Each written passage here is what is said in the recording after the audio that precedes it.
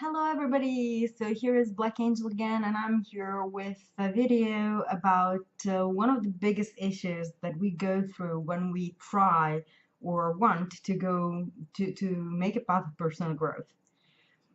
Now, this is something that I struggled a little bit understanding, and that's why I thought to share and to show what I'm talking about. Sorry. So I'm using this song, the corpse of the song of the Corpse Bride, taken from the Corpse Bride, to explain this concept. So if you take the song where she's saying if I touch a candle and so on, that's a very sad song, and it's explaining the reasons why she considers herself unworthy of this guy. And if you look at the words written in the song, though, you will realize that you will find those same concepts expressed a lot of times in other songs, not in the same movie, obviously. And those exact concepts are listed as positive traits, desirable traits. So, what's the point that I'm trying to make? The point that I'm trying to make is that more often than not, whenever we're struggling with something about ourselves that we view very negatively, it's something that we're used to read negatively, but that is actually bonus, something positive, something desirable. Uh, so there's two aspects to things. For example, if you think of that song specifically, that could have been written by an INTP, for example, or by an ISTP. And it's the exact kind of struggle that an ISTP or an INTP could go through. Why? Because an INTP or an ISTP are not particularly expressive. They're very cold. INTPs in particular are very often described as very cold-hearted. So they do not express a lot of emotions. INTJs and ISTJs are similar in that sense. So these types here, I would say all four types actually, INTPs, ISTPs, INTJs, and ISTJs. They all have this characteristic of not expressing a lot of emotions. But they still do have a heart. They still do suffer. They still do have feelings. And these feelings do not pop out. So they're probably not the kind of super jolly person that you see hopping and jumping all day through, or that makes you a video with funny comments and funny commentaries, or being very, very funny all the time.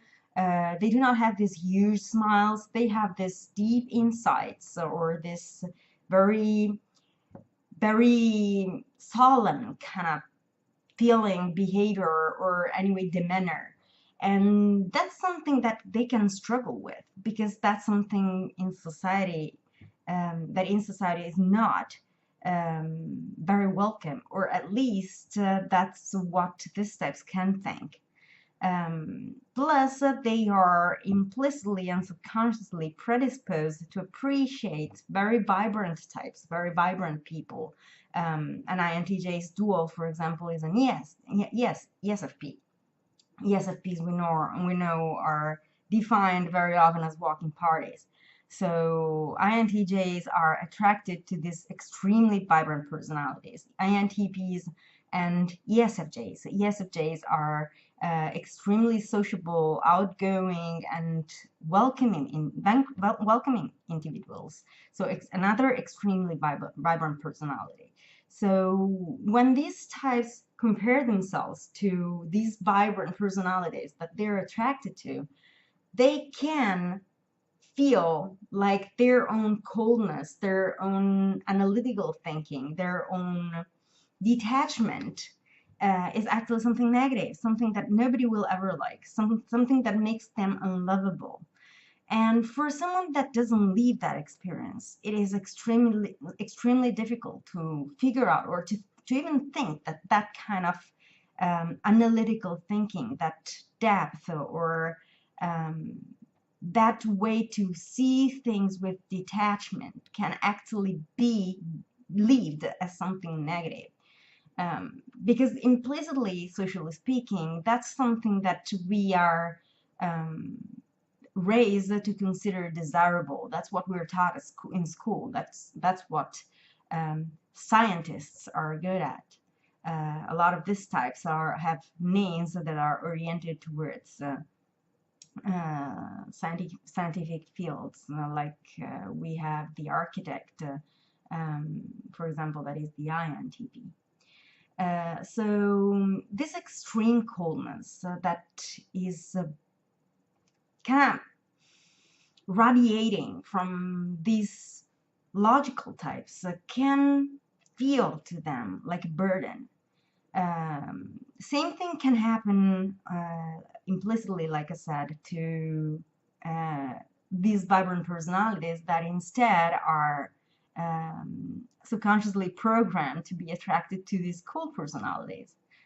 It's a sort of of a balancing each other out. So the extreme vibrant with the extreme cold.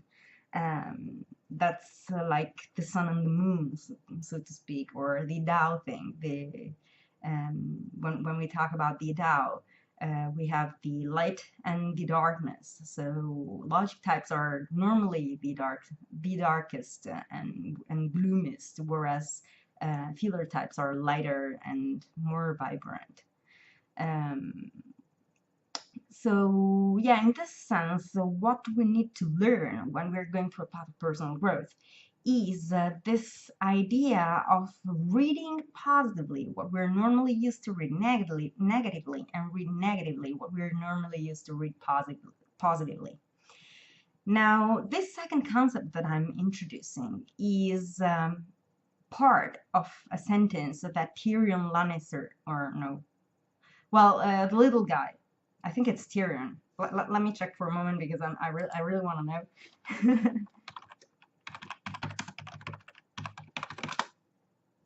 Yeah, I got it right.